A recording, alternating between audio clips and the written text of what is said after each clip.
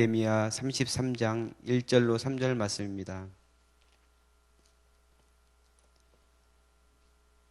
예레미야 33장 1절로 3절 말씀은 구약성경 1105페이지에 있습니다.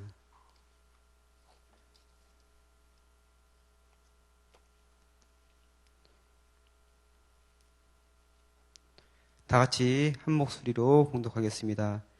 예레미야가 아직 시위대의 뜰에 갇혀 있을 때 여호와의 말씀이 그에게 두 번째로 임하니라. 이르시되 이를 행하시는 여호와, 그것을 만들며 성취하시는 여호와, 그의 이름을 여호와라 하시던 이가 이와 같이 이르시도다. 너는 내게 부르짖으라.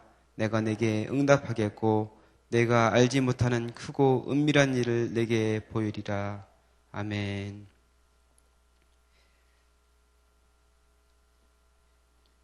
네. 오늘 33장 1절로 3절까지 말씀을 같이 봉독했는데, 일단은, 지금 예레미야가 두 번째 하나님으로부터 말씀을 받았다고 했는데, 지금 상황에 대해서 한번 간략하게 살펴보도록 하겠습니다. 예레미야는, 지속적으로, 유다 땅과 예루살렘의 멸망에 대해서 선포를 하였습니다. 하나님께서 예레미야를 통해서 그 땅의 멸망을 선포하셨고 바벨론의 모든 백성들이 사로잡혀 갈 것이다. 그러니까 항복하는 것이 너희가 살 것이다. 이렇게 얘기했습니다. 특별히 시드기야 왕도 잡혀갈 것이다. 이렇게 얘기를 했죠.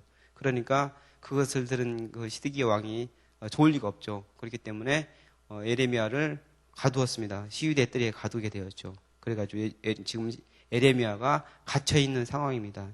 근데 그 갇혀있는 상황에서 예레미야 말처럼 실제적으로 바벨론 군대가 예루살렘을 둘러쌉니다. 예루살렘 성을 둘러싸고 이제 전쟁을 벌이는 거죠. 계속해서 이제 멸망하기 바로 직전 상황인 거예요. 지금 이 말씀을 받은 상황이.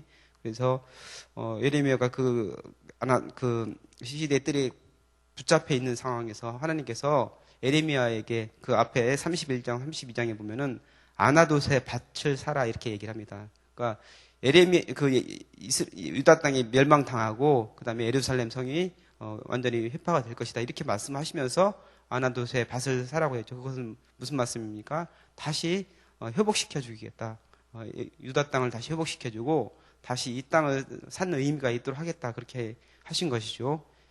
그 밭을 산 다음에 예레미야가 하나님께 기도합니다. 하나님, 주님께서 이 땅을 이렇게 멸망시키시렵니까? 하면서 이렇게 하나님께 기도를 하죠. 그러니까 하나님께서 죄악으로 말미암아 이스라엘과 유다가 하나님 앞에 범죄하고 수많은 우상을 숭배하며 하나님의 말씀에 순종하지 않음으로 말미암아 멸망하게 된다. 하지만 그 뒤에 다시 회복의 말씀을 주십니다. 멸망으로 끝나는 것이 아니고 그 백성들이 다시 돌아올 것이다. 그러면서 새 언약에 대해서 말씀하시죠. 그 마음 가운데 내가 새 언약을 주겠다. 그래서 너희가 나를 알고 나를 섬기는 그런 마음을 주겠다. 이렇게 말씀을 하십니다.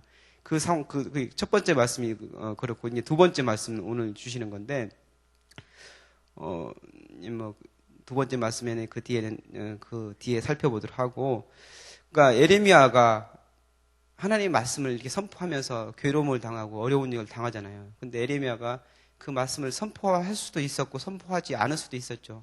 근데 본인이 하나님의 말씀이기 때문에 선포했다는 것이요. 그렇기 때문에 그 일로 인해서 고통을 당하게 되고 그 시위대 뜰에 갇히게 되는 그런 상황에 직면하게 됐는데, 하나님의 말씀, 나에게 주신 사명, 그것은 내가 손해를 보더라도 어려움이 있더라도 그것을 감당해야 되는 것입니다.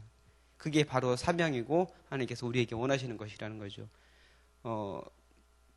사명을 생각하면은 그 베스메스의 소가 생각납니다.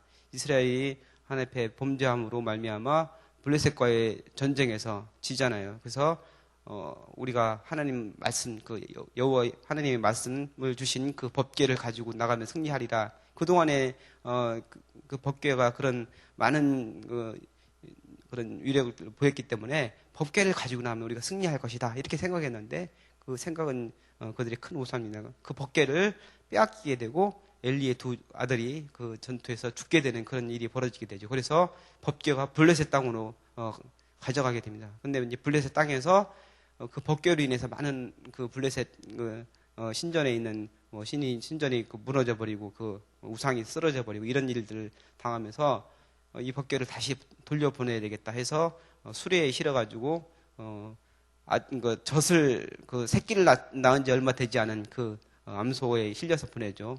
근데 어떻게 됩니까? 그 소가 이게 만약에 하나님의 뜻이면은 이 법궤가 곧바로 가게 될 것이고 그렇지 않으면은 가지 않거나 다른 데로 가거나 할 것이다. 블레셋 사람들이 생각을 한 거죠. 근데 어떻게 합니까? 그 뒤에 새끼가 울기 때문에 눈물을 흘리는 거예요. 소가 눈물을 흘리면서 앞으로 좌로나 우로나 치우치지 않고 곧바로 가게 됩니다. 이게 바로 이제 하나님께서 그 사명에 대해서 우리를 깨우쳐주는 그런 하나의 본보기라고 생각합니다. 하나님께서 여러분에게 주시는 사명들이 있어요. 에레미야에게는 말씀을 선포하는 것, 이방 그리고 유다에 하나님의 말씀을 선포해서 그 뜻이 이루어진다는 것을 보여주는 게 에레미야에게 주신 사명이라면 여러분 각자 한 분 한 분에게도 주신 사명이 있다고 생각합니다. 그것이 때로는 나에게 손해가 될 수 있고 그 일로 인해서 고통당할 때도 있고 사람들이 그것 때문에 나에게 손가락질 할 때도 있을 수 있다는 얘기죠. 하지만 베스데메스의 소가 좌로나 우로나 치우치지 않고 눈물을 흘리면서 앞으로 간 것처럼 그 사명을 감당하는 우리가 될 줄 믿습니다. 하나님께서는 예레미야를 선택하셨어요. 예레미야 1장 4절 5절에 보면은 내가 너를 모태에서 짓기 전에 내가 너를 알았고 그리고 배에서 나오기 전에 너를 성별하였다. 구별하였다. 너를 선택하여서 내가 모든 여러 나라의 선지자로 이방의 선지자로 그 다음에 유다의 선지자로 하나님의 말씀을 선포하는 것을 사명으로 주었다. 이렇게 말씀을 합니다. 그러니까 예레미야가 뭐라고 말합니까? 나는 아입니다. 내가 어리기 때문에 아무것도 말할 줄도 모르고 할 수 있는 능력이 없습니다. 이렇게 얘기를 하니까 하나님께서 그런 얘기 하지 말아라. 내가 너에게 능력을 주겠다. 내 입술에 내 말을 심어주겠다. 그러면서 내가 너와 함께 하겠다. 이렇게 말씀을 하시죠. 그러니까 하나님께서는 우리에게 사명을 주실 때는 그냥 이게 일해라 하고서 끝내는 게 아니고 우리에게 그 사명을 감당할 수 있는 능력을 주신다는 말씀입니다. 그래서 말씀도 주시고 또한 동행하시면서 그 일을 감당할 수 있도록 하나님께서 하신다는 그런 말씀입니다. 그래서 하나님께서 맡겨주신 사명은 나에게 손해가 되더라도 어려운 일이 있더라도 손가락질을 당하더라도 그 일을 감당해야 된다는 것이죠. 심지어는 그 일이 목숨을 거는 일일 수도 있지만 그 일을 감당해야 된다는 얘기입니다. 하나님께서 사명을 주셨는데 그것을 따라간 사람이 있죠. 성경에 보면은 요나가 있습니다. 요나가 하나님께서 요나에게 니느웨에 가서 하나님의 말씀을 선포해라.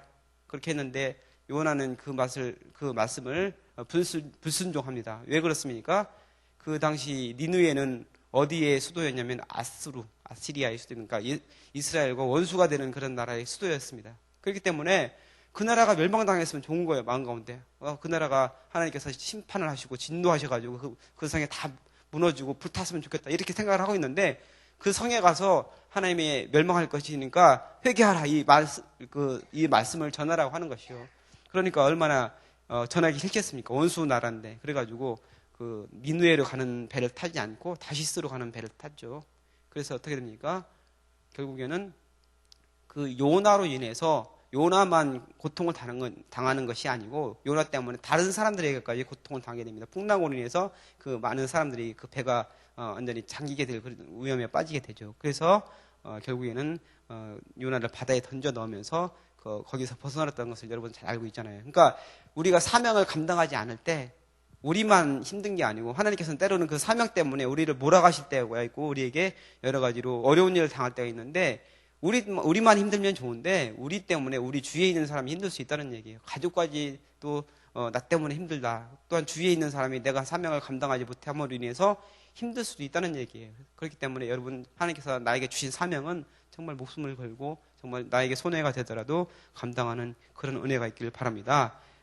오늘 보면은 이 감옥에 갇혀 있는 상황, 그 사명을 감당하기 때문에 이 시위대들이 갇혀 있는 상황인데 하지만 하나님께서는 그 약속하신 대로 예레미야와 함께 하시는 거예요. 끝까지 함께 하시면서 하나님께서 말씀을 주십니다. 예레미야의 입에 말씀을 주시고 또한 그 마음 가운데 하나님께서 비전을 보여주시는데 가장 힘들고 어려운 상황에 갇혀있는 상황, 그 상황 가운데서도 하나님께서는 나에게 가장 가까이 있는 그런 상황이라고 말씀을 하십니다.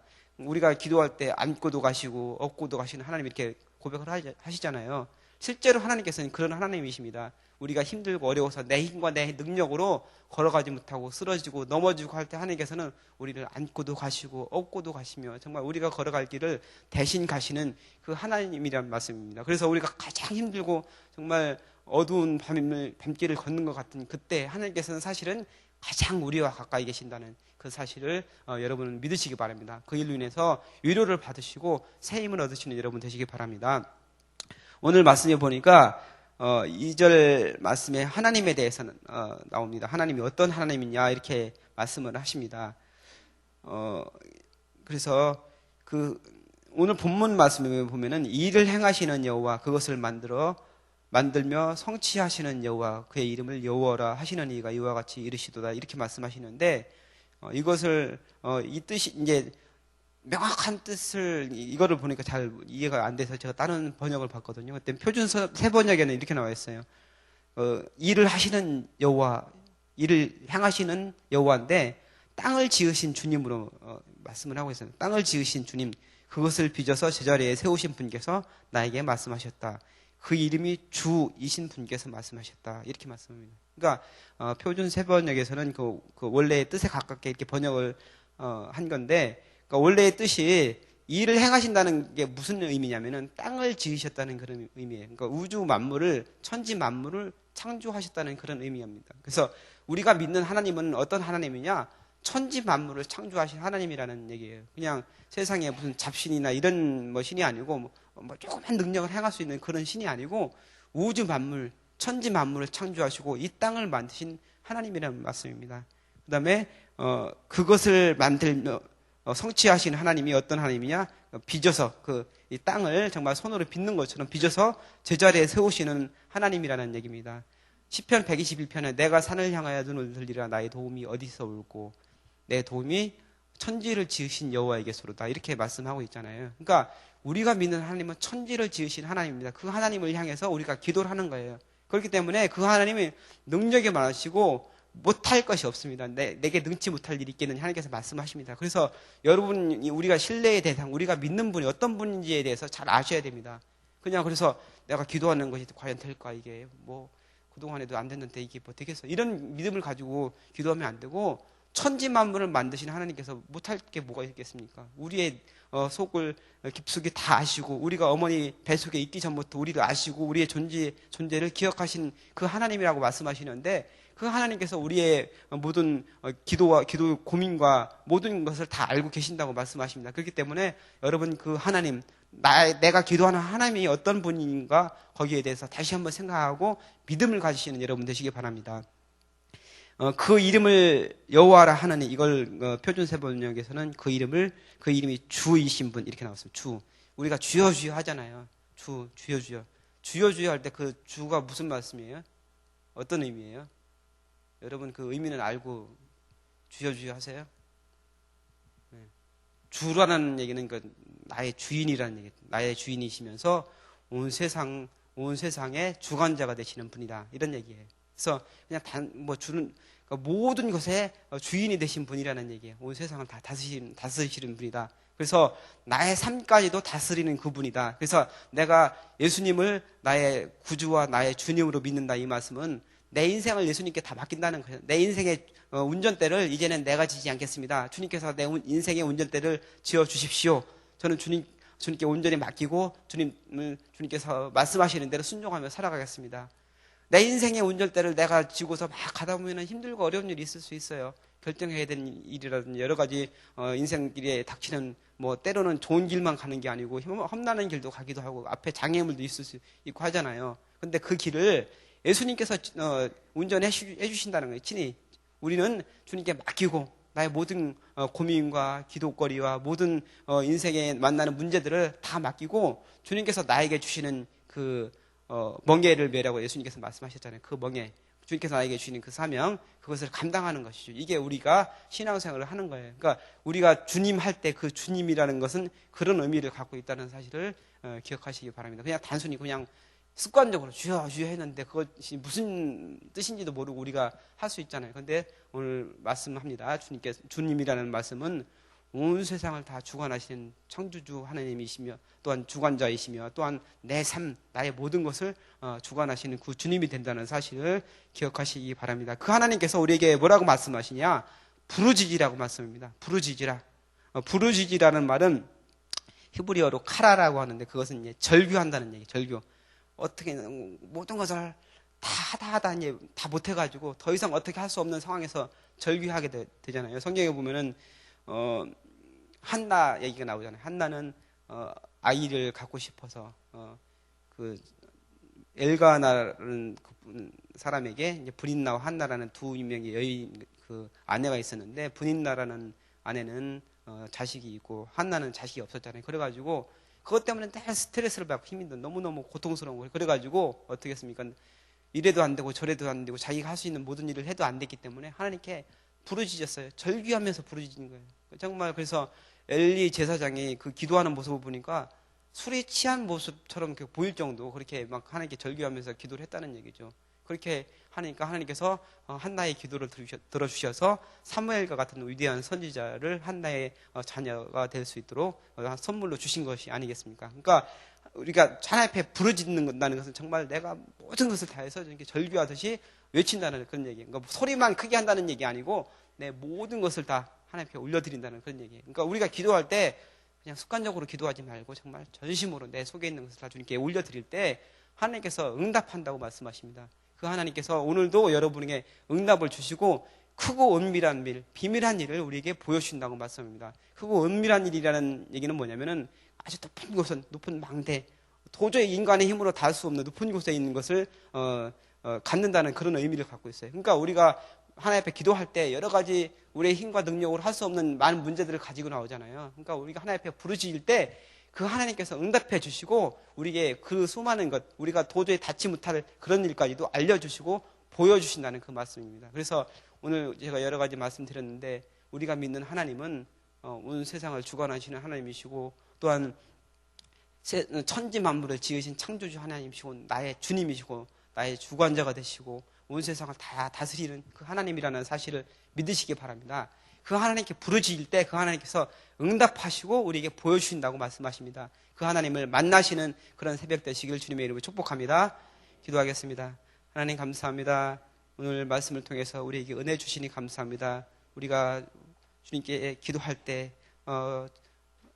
주님이 어떤 분인지 잘 모르고 또한 생각하지 않고 기도하는 경우가 있는데 오늘 분명하게 말씀해 주시니 감사합니다. 우리가 믿는 하나님 천지를 지으신 하나님이며 우리의 삶을 주관하시고 온 세상을 주관하시는 그 하나님이라는 사실을 우리가 알게 되었습니다. 그 하나님께 우리가 부르짖어 기도하게 하여 주옵소서. 부르짖어 기도함으로 우리가 주님을 만나고 주님께서 주시는 그 응답을 경험하는 귀한 시간 되어질 수 있도록 주님께서 축복하여 주옵소서. 감사드리며 예수님의 이름으로 기도합나이다. 아멘. 오늘 공동 기도문 교육입니다. 같이 교독하도록 하겠습니다. 10년, 20년 아니 주님 재림하실 때까지 내다보며 다음 세대를 사랑으로 품고 세워가게 하옵소서.